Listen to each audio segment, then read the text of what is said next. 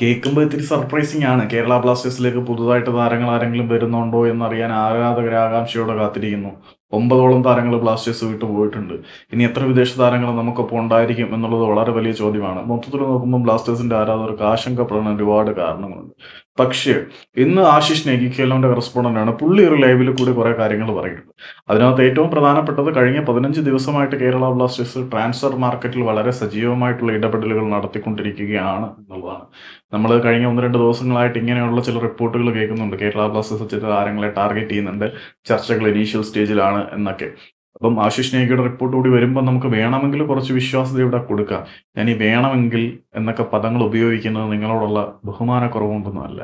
ഇങ്ങനെയുള്ള പദങ്ങൾ ഉപയോഗിക്കുന്നത് വിശ്വാസ്യതയുടെ ഒരു പ്രശ്നങ്ങളാണ്. പലപ്പോഴും നമ്മൾ വിശ്വസിക്കുന്നതായിരിക്കില്ല യാഥാർത്ഥ്യം. തെറ്റുകൾ പറ്റാനുള്ള സാധ്യതകൾ ഒരുപാട് കൂടുതലാണ്. അതുകൊണ്ടൊരു മുൻകൂർ ജാമ്യം എന്ന നിലയിലാണ് ഞാൻ ഈ വേണമെങ്കിൽ നിങ്ങൾ വിശ്വസിച്ചുള്ളൂ എന്നൊക്കെ പറയുന്നത്.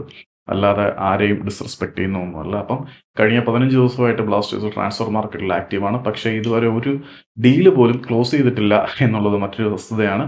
ചർച്ചകളുമായിട്ട് തിരക്കിട്ട നീക്കങ്ങൾ ഇവർ നടത്തുന്നുണ്ട് എന്ന് നേഗി പറയുമ്പോൾ തൽക്കാലത്തേക്ക് നമുക്കിത് വിശ്വസിക്കുകയല്ലാതെ വേറെ വഴിയൊന്നുമില്ല. പ്രതീക്ഷകളാണല്ലോ എല്ലാത്തിൻ്റെ അടിസ്ഥാനം.